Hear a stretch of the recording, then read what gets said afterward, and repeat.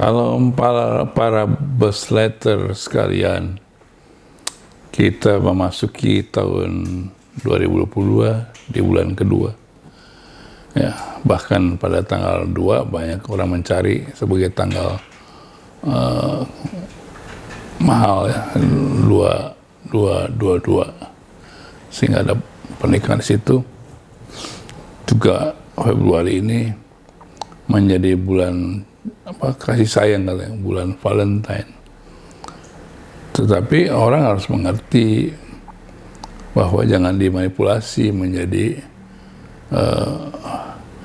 kasih sayang ini menjadi memuaskan hawa nafsu, hanya simbol dengan berikan coklat atau berikan bunga.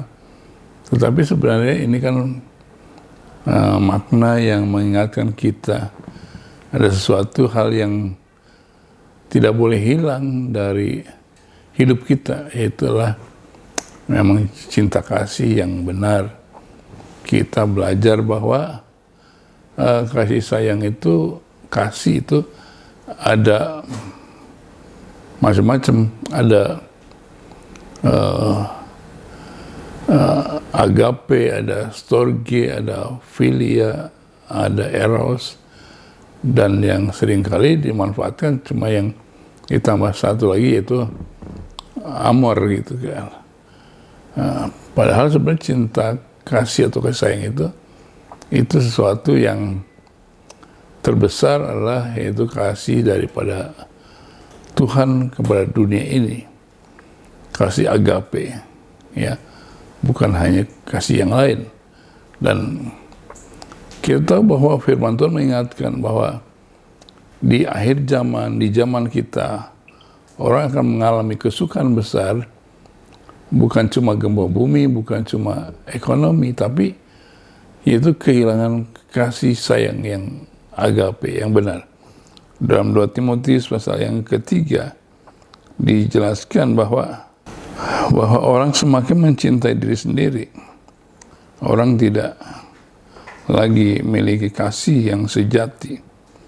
Sehingga akhirnya orang hanya memuaskan hawa nafsunya sendiri. Nah, inilah sesuatu yang memang bahaya, karena ketika kehilangan kasih sayang yang sejati, maka dunia ini akan hancur, hari makin sukar. Orang menjadi rakus, ya, orang menjadi merusak, mengeksploitasi, ya, timbul bencana, dan akhirnya dunia menjadi hancur, ya. Bahkan sesama manusia bisa saling membenci, timbul peperangan, itu karena kita kehilangan kasih atau kasih menjadi dingin. Nah, kita katakan bahwa ini masalah yang sangat besar.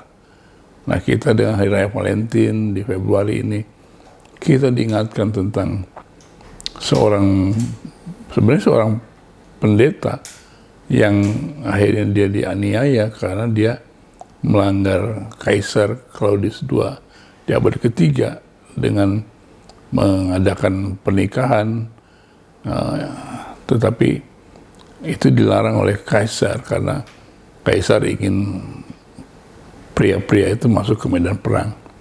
Tapi pendeta ini nekat mengadakan pernikahan yang dilarang oleh Kaisar, dan akhirnya dia harus dihukum, dipukuli, bahkan dipasung. Itu adalah sesuatu yang hilang gitu kan, yaitu kasih sayang di antara manusia, ya, mau berkorban untuk orang lain. Dan Alkitab katakan bahwa ketika kehilangan kasih itu kita sama seperti kehilangan oksigen atau kekurangan oksigen, dan akhirnya kita mati. Nah, Yesus dia datang ke dunia ini, dan firman Tuhan katakan karena begitu besar kasih Allah akan dunia ini, ya, sehingga mengaruniakan Yesus. Siapa yang percaya tidak binasa, melainkan hidup yang kekal. Nah, jadi ada kasih yang sejati, itu kasih agape.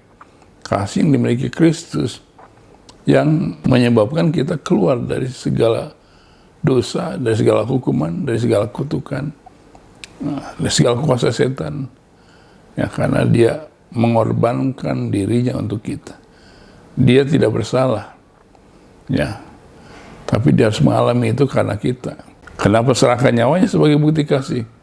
Karena kalau orang mengasihi, dia serahkan nyawanya, maka yang lain dia akan serahkan. Ya. Karena nyawa paling mahal. Ya, sehingga dia rela menyerahkan nyawanya bagi manusia. Dan itulah sebabnya orang-orang mengalami kasih Kristus, dia menerima anugerah Tuhan, keselamatan daripada Tuhan. Ya. Dan dijauhkan dari dosa, dari kuasa setan. Dan itulah yang seharusnya kita nikmati di bulan kasih sayang ini. Mengalami kasih sejati, yaitu kasih Kristus bagi saudara sekalian. Bagaimana kita mengalami kasih sayang yang Tuhan berikan, dan kita juga mengasihi sesama kita. Biarlah itu yang kita alami. Karena ketika kita mengasihi, maka ada perkara besar terjadi dalam hidup kita. Puji Tuhan.